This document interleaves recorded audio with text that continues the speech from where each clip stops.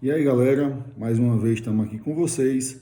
Primeiramente, quero desejar um bom dia, uma boa tarde ou uma boa noite, depende da hora que você esteja assistindo.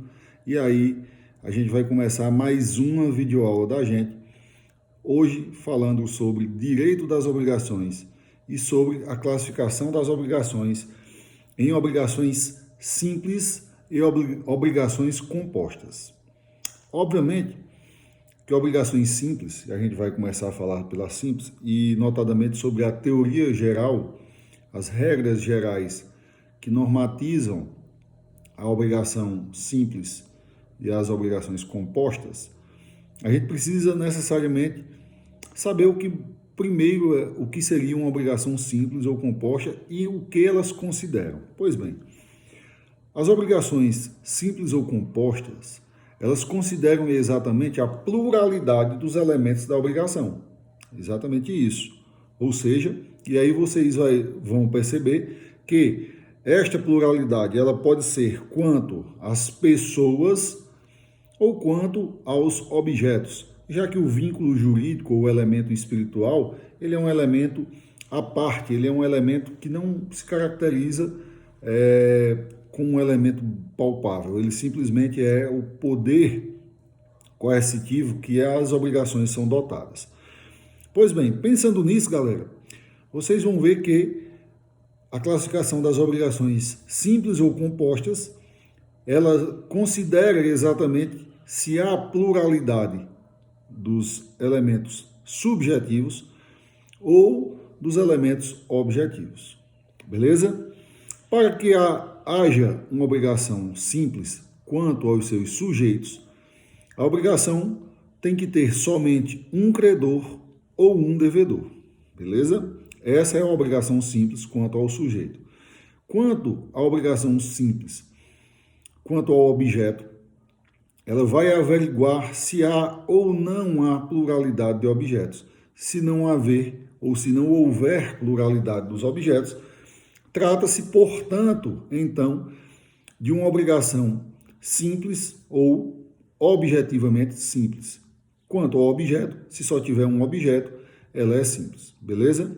Por sua vez, as obrigações denominadas obrigações compostas, que se refletem nos mesmos itens de incidência, ou quanto à pessoa, ou quanto ao objeto, elas vão considerar quando há mais de um objeto ou há mais de um sujeito na obrigação. Lembro aos senhores que é muito fácil de você se enganar, na verdade, e vincular a obrigação composta, subjetiva, como uma regra de todas as obrigações. Porque nós vimos lá na teoria geral das obrigações que todas as obrigações necessariamente precisam ser compostas por dois polos, uma pessoa no polo ativo e uma pessoa no polo passivo. Evidentemente que aqui, pessoal, esta é uma condição, inclusive, de validade da obrigação. Só vai existir a obrigação de fato e de direito se houver pluralidade de partes. Só que aqui, nesta classificação, para a classificação quanto à pluralidade de suas partes, evidentemente que a gente considera que composta é aquela obrigação que tem pelo menos dois sujeitos ativos ou pelo menos dois sujeitos passivos. Assim, a composição, para que uma obrigação seja composta, ela precisa que haja pluralidade em um dos polos e não pluralidade de polos, porque a pluralidade de polos ele é um requisito essencial das obrigações. Beleza? Então, facinho, simples de memorizar e de aprender. Obrigação simples quanto aos sujeitos. Só tem um devedor e um credor. Beleza? Obrigação simples quanto aos sujeitos. Obrigações compostas quanto aos sujeitos. Existe um credor, por exemplo, e dois devedores, ou vice-versa. Dois credores e dois devedores. Enfim, não importa. O que importa é que haja pelo menos duas pessoas na condição de credor ou na condição de devedor desta obrigação. E falando então das obrigações simples e compostas quanto aos seus objetos, basta que a gente veja que, quanto ao objeto, se existir mais de um objeto, essas obrigações elas passam a ser denominadas obrigações compostas. Por exemplo, dar um carro e uma moto, lavar um carro e uma bicicleta, ou não construir um muro e não revelar um segredo. Vocês vão ver que, havendo dois objetos distintos na obrigação, duas prestações, dois objetos prestacionais da obrigação, nós temos exatamente uma obrigação composta objetiva. Se nós só tivermos um único objeto, uma única prestação, essa obrigação ela vai ser simples considerando o seu objeto, beleza? Pois bem, a gente vai começar seguindo a ordem do código, exatamente falando da classificação das obrigações com pluralidade, ou seja, obrigações compostas objetivas, ou seja, havendo pluralidade de objetos. Vocês vão ver que essa composição, ela diz respeito exatamente ao viés de que há pelo menos dois objetos devidos na obrigação. A partir disso, vocês vão ver que nós temos o que se chama obrigação com plúrimos ou com objetos complexos ou com complexidade de prestação. Exatamente. Tratando-se, portanto, da obrigação simples ou composta, objetiva, que considera o seu objeto, ela segue a seguinte classificação. Nós vamos falar essa aula sobre a composição do objeto, a obrigação composta por pluralidade de objeto e as classificações. E na próxima aula a gente fala sobre a obrigação composta ou composta subjetiva, com pluralidade de sujeitos, beleza? Mas hoje nós vamos, a partir de agora, tratar da complexidade objetiva ou prestacional, em que há mais de um objeto a ser satisfeito na obrigação. Pois bem, nesse contexto, a obrigação complexa ou composta é prevista lá no artigo 252 e nos traz três tipos de obrigações compostas ou complexas. A primeira delas é a chamada obrigação cumulativa, em que há, para a satisfação da obrigação, a cumulação, o dever de entregar ambos ou vários objetos simultaneamente. Eu gosto de intitular que a obrigação cumulativa ela é identificada pela partícula aditiva e, ou seja, João deve a Cláudia um carro e uma moto. Ou seja, somente vai haver a satisfação desta obrigação se João me entregar o carro junto com a moto. Se ele me entregar apenas um dos dois objetos, nós não temos a satisfação perfeita da obrigação. E daqui a pouco nós vamos ver o que é que acontece com esta obrigação, beleza? O outro tipo de obrigação composta objetiva que eu quero falar para vocês é exatamente a chamada obrigação alternativa. E essa obrigação alternativa ela é identificada pela partícula alternativa ou em que o devedor satisfaz a obrigação com um objeto ou com outro objeto. Por exemplo, para contraprestar, para me pagar essas aulas de obrigação, vocês que estão me assistindo agora vão escolher me pagar com um carro 0 km ou com um cavalo de vaquejada. E vejam vocês que aí nós temos a pluralidade de objetos em que apenas um deles satisfaz a obrigação, embora exista a possibilidade de escolha. Existe duas prestações que podem satisfazer a obrigação. E esta escolha, via de regra, ela vai caber ao devedor da obrigação. Salvo hipóteses excepcionais, salvo a delimitação distinta dessa regra geral, que é o direito de escolha caber ao devedor, vocês vão ver que a regra é que cabe ao devedor a escolha, mas as partes podem, evidentemente, diversificar alterar essa regra de escolha, beleza? Então, lembrando, obrigações cumulativas, identificada pela partícula e todos os objetos cumulados são devidos na obrigação. A obrigação só é satisfeita se houver a entrega total ou íntegra dos objetos da obrigação, beleza? Por sua vez, o segundo tipo que a gente já falou é exatamente as chamadas obrigações alternativas, identificado pela partícula ou, em que o débito é satisfeito na pluralidade de vários objetos, é satisfeito com apenas um deles, ou seja, me paga com um carro, ou com um cavalo, ou com uma bicicleta, ou com um celular. Tudo isso institui plúrimos objetos devidos na obrigação, passando estes a poder ser exigido, beleza? A última obrigação que a gente tem é exatamente a obrigação chamada obrigação facultativa. E vejam os senhores que a obrigação facultativa, na verdade, ela é ensinada aqui nas obrigações compostas, mas ela é uma típica obrigação simples. Sim, isso mesmo.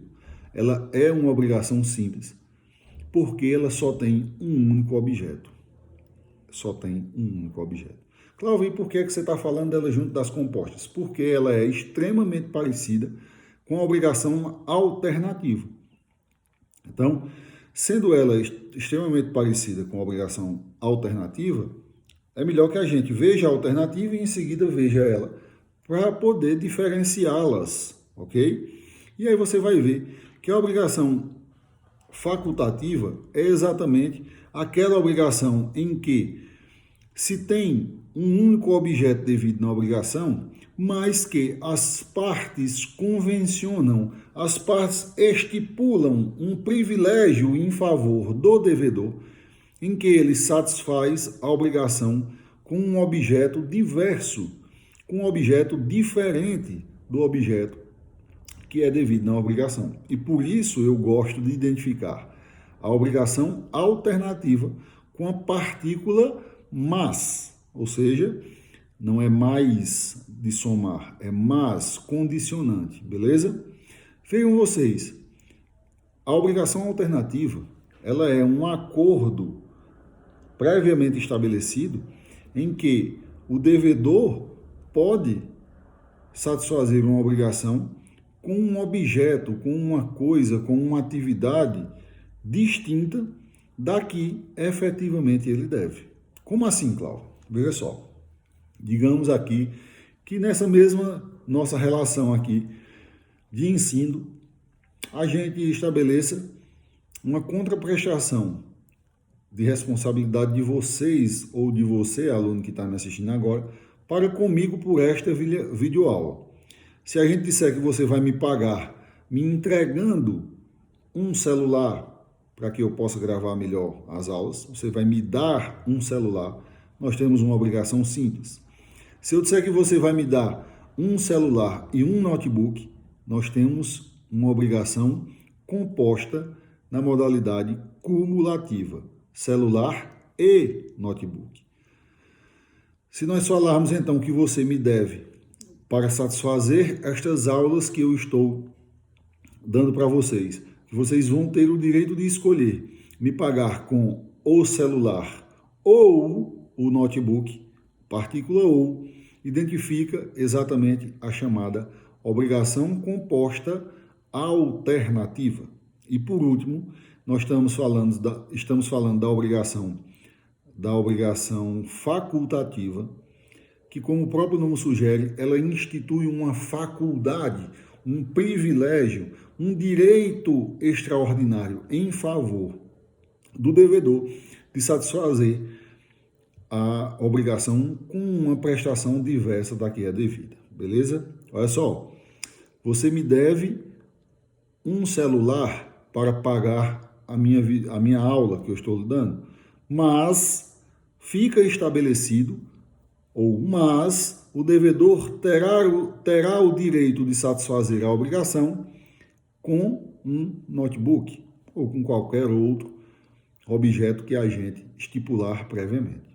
Vejam vocês que no caso da obrigação facultativa, eu não disse que ela é uma obrigação composta. Por quê? Porque, segundo as classificações doutrinárias, o que é devido, o que é objeto prestacional da obrigação é tão somente o objeto principal, que no caso seria um celular. Quando eu digo que você tem que me pagar a obrigação com um celular, mas eu aceito que você me pague com um notebook, o objeto devido, o objeto da prestação, ele é único. Ele é uma prestação simples, em que há o débito tão somente do celular.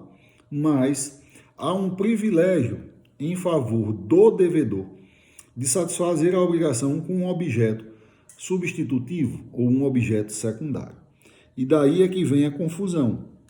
Mas, para elidir essa dúvida, basta a gente pensar e basta a gente entender que esta obrigação ela é composta por um objeto principal e compõe uma obrigação acessória, de um direito acessório ou um direito secundário em favor do devedor, dele pagar com aquele objeto condicionado, ou aquele objeto acrescido dentro desta obrigação, beleza?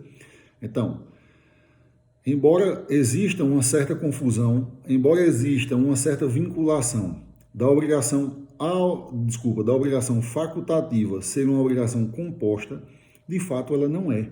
De fato ela não é. E eu vou mostrar a vocês quando eu for falar da questão da extinção dos objetos.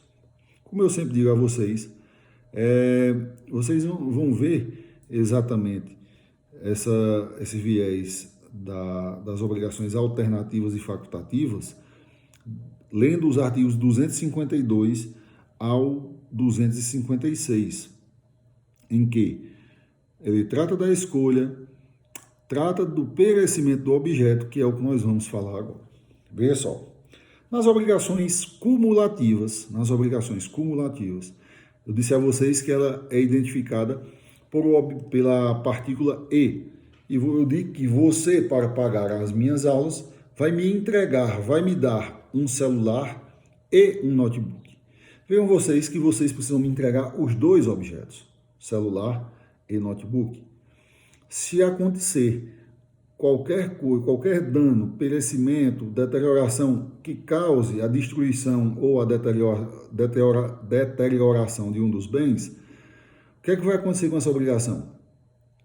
Ela vai poder ser cumprida ou ela não vai poder ser cumprida? Você tem que me entregar os dois, evidentemente os dois de forma íntegra, de forma perfeita. Se caiu um raio no notebook, o notebook virou só a farofa, você vai poder cumprir a obrigação? Não vai poder cumprir a obrigação. A obrigação vai se tornar inexecutada. Ah, Cláudio, mas se ele quiser receber só o celular e a outra parte em dinheiro? Olha, isso aí é um livre-arbítrio do credor. Mas ele não está obrigado, ele não está condicionado, ele não está vinculado a receber a obrigação de forma diversa da que é devida. Então, se ele tem direito a receber aquele celular e aquele notebook, só se cumpre a obrigação entregando o celular ou o notebook. Isso quer dizer, então, que a destruição, ou o perecimento, ou a deterioração de um dos objetos, ela impacta, resultando no descumprimento ou na inviabilização do cumprimento desta obrigação. A obrigação, que é cumulativa, somente é satisfeita se houver a entrega dos dois objetos prestacionais cumulados na obrigação. Diferentemente disso, nós temos a obrigação alternativa, em que tem dois objetos, mas somente ou vários objetos, mas somente um deles é devido. E haverá que ser escolhido dentre estes, o celular ou o notebook. Vejam vocês que há um direito de escolha do devedor ou do credor, a quem aquele for constituído como titular do direito de escolha, mas ele vai ter que escolher entre um ou outro. Pergunto a vocês, nesse mesmo exemplo prático, em que há um celular ou um notebook como objeto para estacionar para satisfazer essas aulas que eu estou dando aqui para vocês, ou essa aula que eu estou dando para vocês hoje. Caiu um raio no notebook, destruiu o notebook, virou a farofa que eu mencionei agora há pouco. O que é que acontece com a obrigação? Ela se extingue ou não acontece nada? Nenhuma, nem outra. Apenas a obrigação deixou de ser uma obrigação composta e passou a ser uma obrigação simples. Porque você continua devendo o celular. Ao invés de você se desonerar, ao invés de ter por descumprida a obrigação, uma vez que ela permitia o cumprimento com um ou com outro, a destruição de um deles lesa, desconstitui exatamente a possibilidade de escolha, mas não da obrigação em si, beleza? Ou seja, a obrigação continuará sendo devida, ok? Beleza? Por último, para vocês entenderem, vamos falar sobre a chamada obrigação facultativa. E a obrigação facultativa, pessoal, como eu já mencionei, ela é exatamente aquela obrigação que é distinguida, ela é identificada por constituir um privilégio, constituir uma prerrogativa, constituir um direito em favor do devedor de satisfazer a obrigação com um objeto previamente determinado, distinto do objeto devido. Nesse caso, representada pela condicionante mas, ou seja, você me deve um celular, mas você se exonera, você se livra da obrigação se você der o notebook. Dessa forma, nós temos que identificar que essa obrigação, ela constitui claramente dois objetos distintos. Um objeto é o objeto principal, é o objeto devido na obrigação, pois eu só posso lhe exigir apenas o celular, que é o que é devido na obrigação. No entanto, ela constitui, ela traz para essa obrigação um novo objeto, um objeto acessório ou secundário, que vai poder também satisfazer a obrigação, embora ele não seja objeto de exigibilidade. Ou seja, se eu quiser lhe executar, se eu quiser lhe cobrar a obrigação sendo ela facultativa, eu só vou poder lhe cobrar o celular.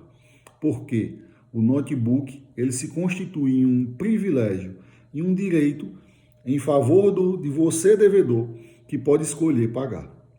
E o perecimento disso, pessoal, é onde você vê a maior diferença sobre o aspecto da obrigação facultativa em relação à obrigação alternativa.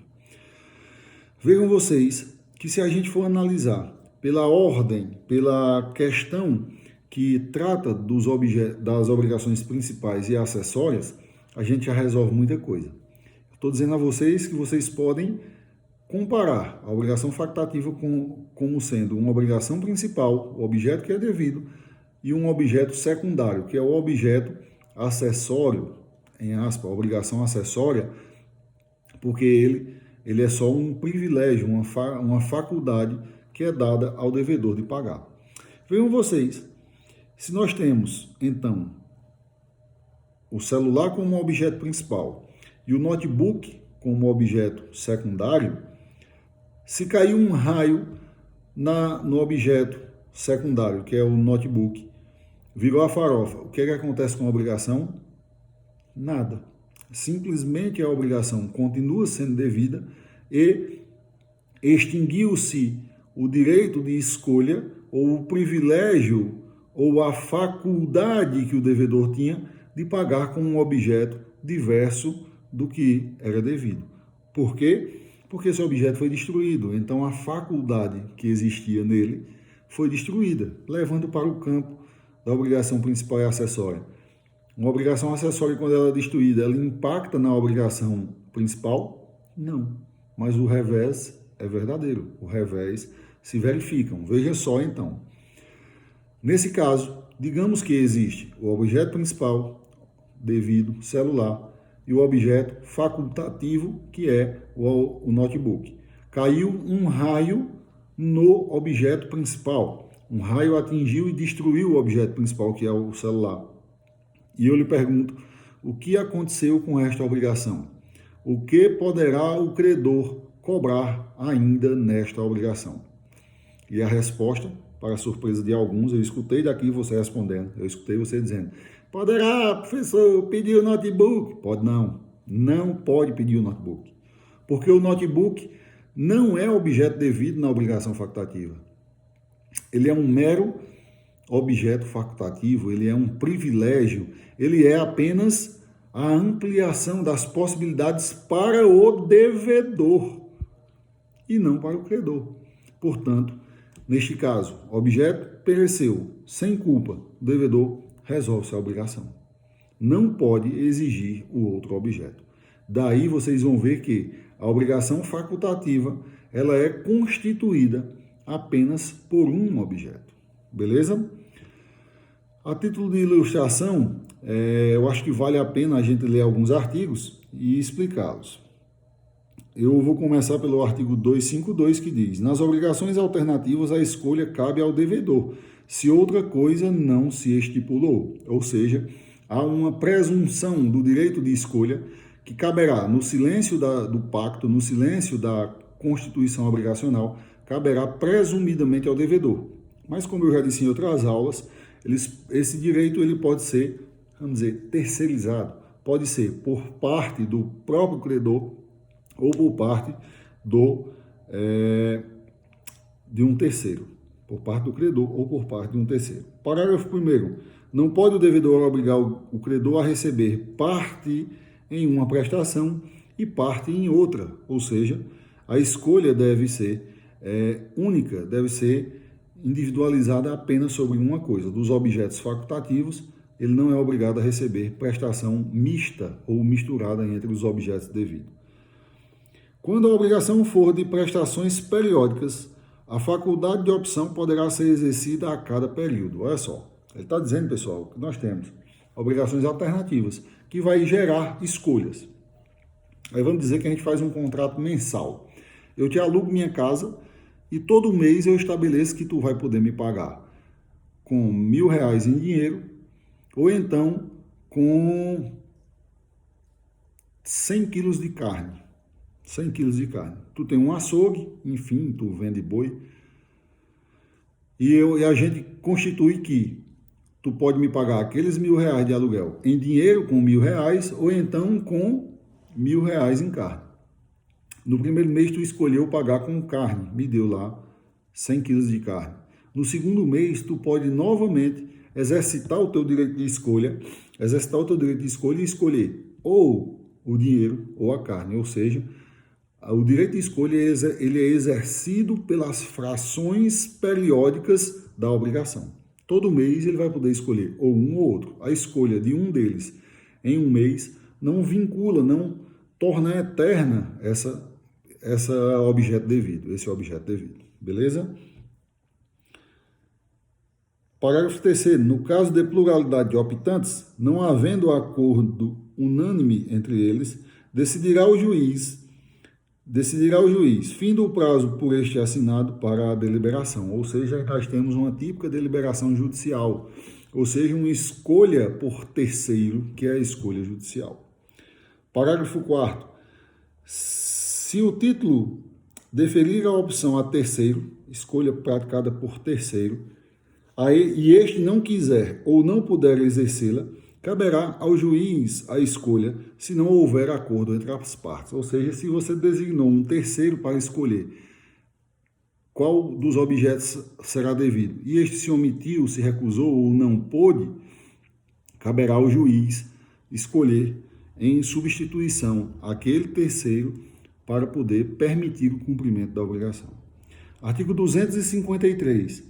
Se uma das prestações não puder ser objeto da obrigação ou ser tornada inexequível, subsistirá o débito quanto à outra.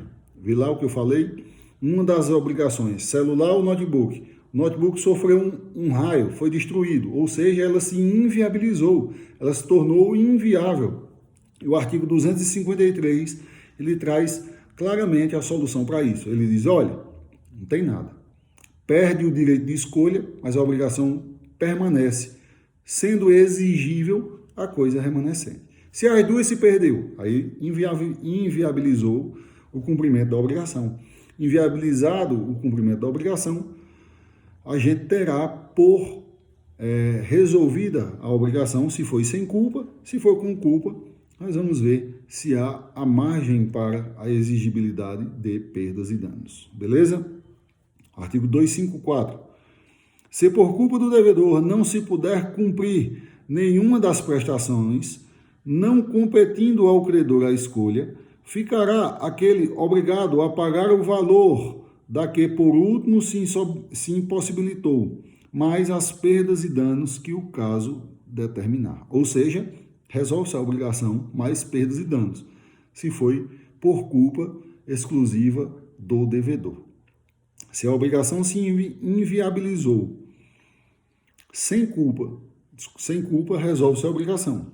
Com culpa, além de resolver a obrigação, que é o poder exigir o equivalente àquela obrigação, e mais perdas e danos, desde que haja culpa. 255. Quando a escolha couber ao credor e uma das prestações tornar-se impossível por culpa do devedor, o credor terá direito a exigir a prestação subsistente ou o valor da outra, com perdas e danos. Se por culpa do devedor, ambas as prestações se tornarem inexequíveis, poderá o credor reclamar o valor de qualquer das duas, além da indenização por perdas e danos. Beleza? Ou seja, tratando-se dos fatos de inexecução ou de inviabilização da obrigação, nós temos exatamente o artigo 254 e 255 e 256, que eu vou ler agora. Artigo 256. Se todas as prestações se tornarem impossíveis sem culpa do devedor, extingue-se a obrigação. Ou seja, não vai haver exigibilidade, porque todas as obrigações alternativas, ou seja, um ou outro, nenhum dos dois mais pode ser exigido, então vai se extinguir a obrigação. Beleza? E a galera, junto com esta aula, junto com o plano de aula, em que o link desta aula vai estar disponibilizado, vai ter mais uma vez a tarefinha para vocês construírem uma questão e resolver. Uma questão de cada tipo das conceituações apresentadas hoje. Espero que vocês fiquem bem. Até a próxima e fiquem com Deus. Valeu!